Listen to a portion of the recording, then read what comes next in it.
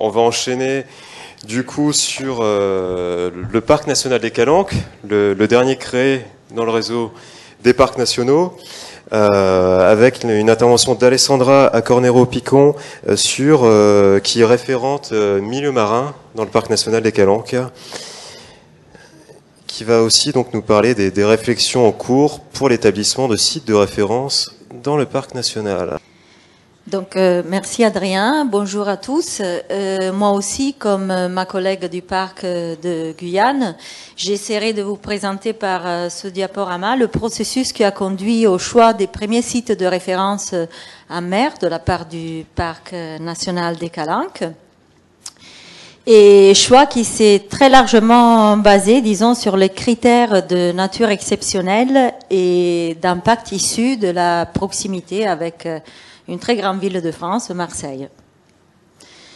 Donc, voici le territoire du parc qui a une composante à prédominance nettement marine. Donc, la mer représente 93% du territoire du parc. Comme Adrien l'a dit, c'est un parc tout récent. Donc, le décret de création est du 18 avril 2012. Et il a servi non seulement à fixer les périmètres de cœur et d'aires maritimes adjacentes, mais aussi les périmètres de 7 zones de non-prélèvement, créées justement par le décret, qui occupent une superficie totale de 11% de la superficie du cœur. Donc, pourquoi des zones de non-prélèvement? J'ai oublié de préciser que c'est des zones où toute forme de prélèvement due à la pêche professionnelle ou de loisirs est interdite. Eh bien voilà, les raisons sont diverses. Pour protéger des secteurs qui sont caractérisés par un fort potentiel écologique, et notamment tout ça afin de maintenir ou voire d'augmenter la biodiversité. À travers cette augmentation de biodiversité, d'essayer de renforcer la résilience des écosystèmes et bien évidemment aussi de renforcer, renouveler les ressources halieutiques. Donc il est clair que la création de ZNP implique la nécessité d'un état zéro qui puisse être utilisé comme référence pour la suite. Et bien évidemment la nécessité également d'un suivi dans le temps qui puisse permettre d'évaluer la gestion et l'adéquation de cette gestion aux différents secteurs, tout ça dans une optique de mise en place de gestion adaptative. Alors les ZNP ne sont pas le seul espace de référence du parc des Calanques. Bien évidemment, la charte fixe aussi un objectif très fort de création de réserves intégrales qui sont définies donc comme des espaces de référence scientifiques où les écosystèmes sont particulièrement protégés des activités humaines. Donc la mesure partenariale 18 fixe l'objectif de création de réserves intégrales et fixe également pour ces réserves intégrales des objectifs de suivi réalisé par le biais de protocoles qui soient reconductibles et une obligation d'information régulière des acteurs locaux. Donc c'est pour cela que dès sa création, le parc commence à réfléchir à la réalisation d'un état zéro le plus exhaustif possible sur ses ressources en poisson et en corail. État zéro qui est réalisé à partir de 2013 et qui s'est terminé voilà il y a quelques semaines, qui comporte 2 volets, donc poisson et corail. Je vous présenterai pas en détail toutes les mesures qui sont réalisées dans le cadre de cet état zéro. Il est important de préciser donc qu'on utilise des protocoles standardisés qui sont reconductibles, qui ont fait l'objet d'un grand échange et de partage avec les autres espaces protégés marins. Et une autre chose qui me paraît importante, c'est que avec ce programme, on commence à réaliser la véritable implication des acteurs locaux, par exemple à travers les mesures effectuées par les pêches scientifiques standardisées qui impliquent les pêcheurs professionnels du parc. Donc, en rouge, dans cette diapositive, vous avez juste, disons, la fréquence qui est prévue pour la réalisation des différentes mesures suite à l'état zéro, donc dans le suivi qui est, disons, pensé pour être un suivi permanent. Donc, quelques résultats assez réconfortants et peut-être assez surprenants. C'est-à-dire que les premiers résultats que je vous ai dit ont été obtenus il y a quelques semaines à partir de cette étude ont mis en exergue qu'au bout de seulement 2 ans, des paramètres importants comme la richesse spécifique, la biomasse, la densité, la taille des gros poissons cibles de la pêche montrent des valeurs qui sont carrément plus élevées à l'intérieur des zones de non-pêche qu'à l'extérieur. Bien évidemment, ça c'est surprenant si on prend en compte seulement la protection qui est en place depuis seulement 2 ans. Mais il faut tenir compte du fait qu'il y a un effet habitat remarquable parce que bien évidemment, dans le choix et la définition de ce secteur de zone de non-pêche, on a tenu compte des secteurs à plus fort potentiel en termes d'habitat. Voilà, donc juste pour vous présenter quelques données sur les performances des ZNP qui, au bout de seulement 2 ans, semblent déjà comparables à celles des aires marines protégées de Méditerranée, qui ont été très largement étudiées, par exemple, dans le cadre du programme Biomex. Alors, les zones de non-pêche ne sont pas les seuls secteurs dotés d'un patrimoine marin remarquable. Les habitats, disons, le territoire marin du parc intègre la presque totalité des habitats présents en Méditerranée nord-occidentale. Et juste, je voudrais vous faire remarquer que pour ce qui concerne les habitats du large, ils sont quand même les habitats remarquables très concentrés au niveau du canyon de Cassidaigne. Parmi tous ces habitats, donc les 5 habitats d'intérêt spécial qui ont motivé la création du parc sont l'herbier de Posidonie, le coralligène, les trottoirs lithophyllum, les grottes et le canyon sous-marin de Cassidaigne. Alors, situation assez similaire pour ce qui concerne les espèces, avec un grand nombre d'espèces patrimoniales marines et une très forte concentration des espèces du large, notamment cétacés, tortues marines, mais aussi pour les espèces sessiles, les célèbres coraux blancs, qui ont été découverts lors des campagnes de l'Agence des aires marines protégées en 2008-2009. Donc, avec des secteurs particulièrement riches en termes biologiques dans, disons, la partie nord-occidentale de Cassidaigne.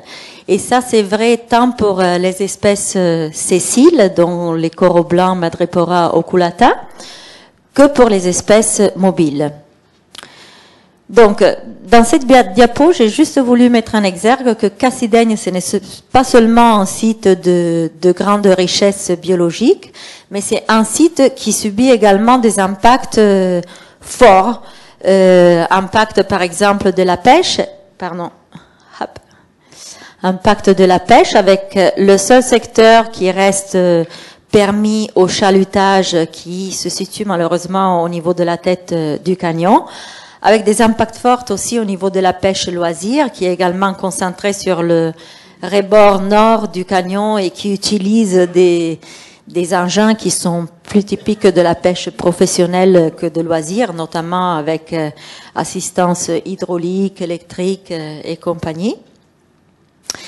Et une autre forme d'impact extrêmement important qui est liée à la présence d'un rejet dans Cassidaigne, rejet qui est issu d'une usine qui se trouve, disons, à une 60aine de kilomètres du point du rejet, se trouve à Gardanne, c'est l'usine Alteo qui rejette des résidus de bauxite issus de la production d'alumine de spécialité.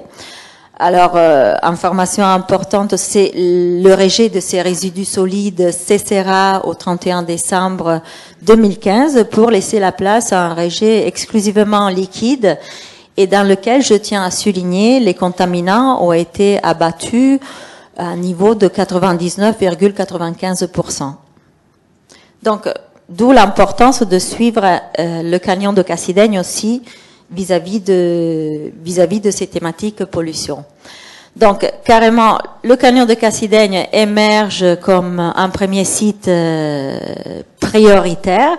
Pourquoi prioritaire? Parce que il est en même temps site d'une énorme richesse biologique et biodiversité, avec un très grand nombre d'espèces non connues ou très peu connues. C'est un secteur qui se caractérise par un fort potentiel écologique, témoignage année la forte présence de cétacés. Et en même temps, il est identifié comme secteur prioritaire pour la diminution et de la pression de pêche et des pollutions. Du coup, il émerge carrément comme secteur prioritaire pour la connaissance et le suivi à long terme des espèces, des habitats et de la qualité du milieu. Alors, bien évidemment, c'est un canyon, donc des très grandes profondeurs. Donc voilà, la nécessité de s'appuyer sur des partenariats forts pour pouvoir réaliser les suivis et les mesures prévues. Partenariat fort, par exemple, avec l'Agence des aires marines protégées, le GIS Posidonie, l'université, la COMEX. Donc, beaucoup de partenaires avec un rôle différent, mais qui permet d'aboutir au projet ROV 3D, projet qui se compose essentiellement de 2 volets. Un volet milieu profond, centré sur le canyon de Cassidaigne, qui avait déjà été investigué dans des années précédentes grâce aux campagnes Metsican de l'Agence des aires marines protégées. Et deuxième volet, les grottes. Donc, différents types de grottes. Donc, la grotte des 3 PP est déjà identifiée au niveau de la charte comme future possible réserve intégrale.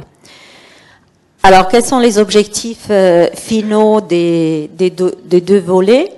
Dans le cas des milieux profonds, de pouvoir assurer un suivi dans le temps de l'évolution des habitats et des espèces du canyon, notamment grâce à la possibilité de retourner précisément sur les mêmes sites étudiés en 2008-2009. Et pour ce qui est des grottes, une analyse spatiale très poussée de la faune fixée qui devrait nous permettre de construire un état de référence pour les grottes semi-obscures et obscures, avec lequel comparer donc les mesures dans les années à venir.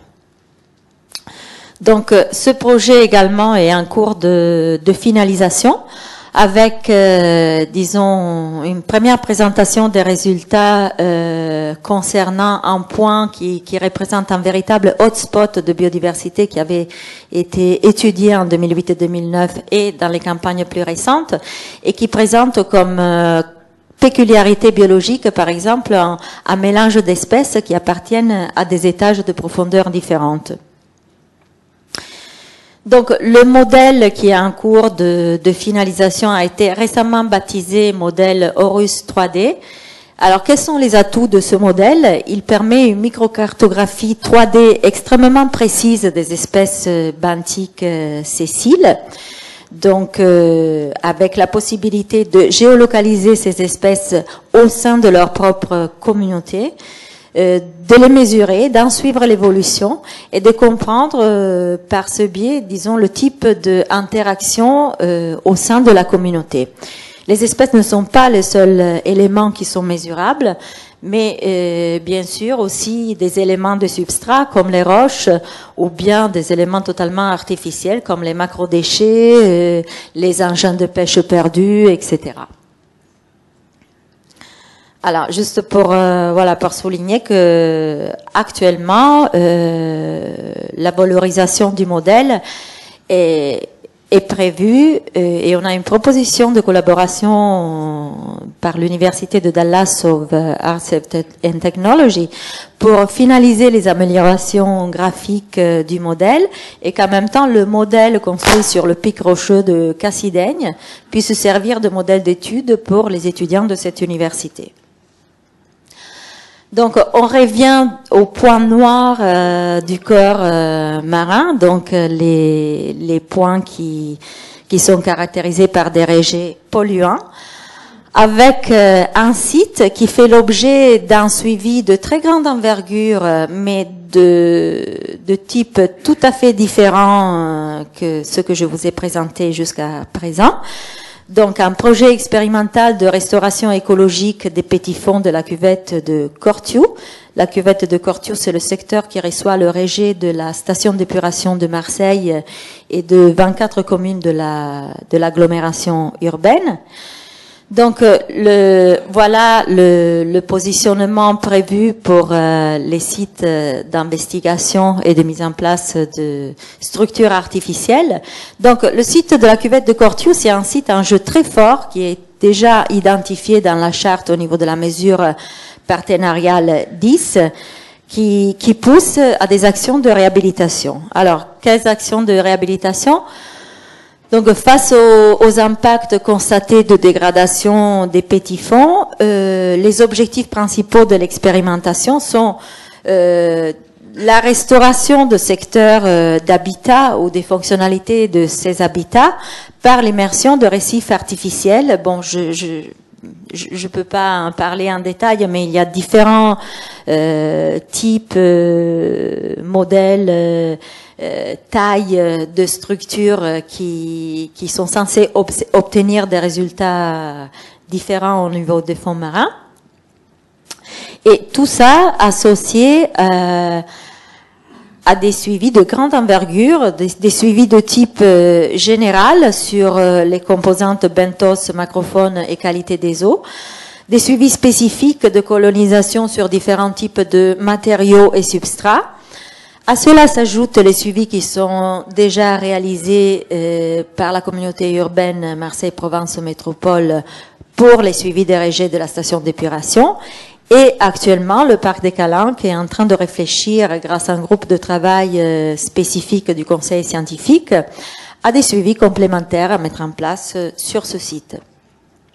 Donc là, j'ai juste voulu essayer de récapituler l'ensemble des programmes et des suivis qui se concentrent sur les différents sites de référence. Donc, réseau des ZNP avec l'état 0 ZNP, réseau des grottes, il y en a une autre là, et de Cassidaigne grâce au programme ROV 3D, dont en fait le nom in extenso c'est Grotte 3D Mexicain 3D. Et au final, programme de réhabilitation associé à des suivis robustes au niveau de la cuvette de Cortiou, qui est typiquement un site très fortement dégradé, un cœur de parc. Tout ça pour dire que tous ces projets ont pour objectif premier la réalisation d'un état de référence au moment de la mise en place du parc, donc disons avant ou dans les stades vraiment initiaux de la mise en place des mesures de gestion. Et aussi, je pense que il est important de souligner que certains de ces programmes ont quand même des volets recherche et développement qui font qu'il s'agit vraiment de programmes de suivi dans le long terme, mais en même temps d'une grande excellence scientifique et technologique. Je vous remercie pour votre attention.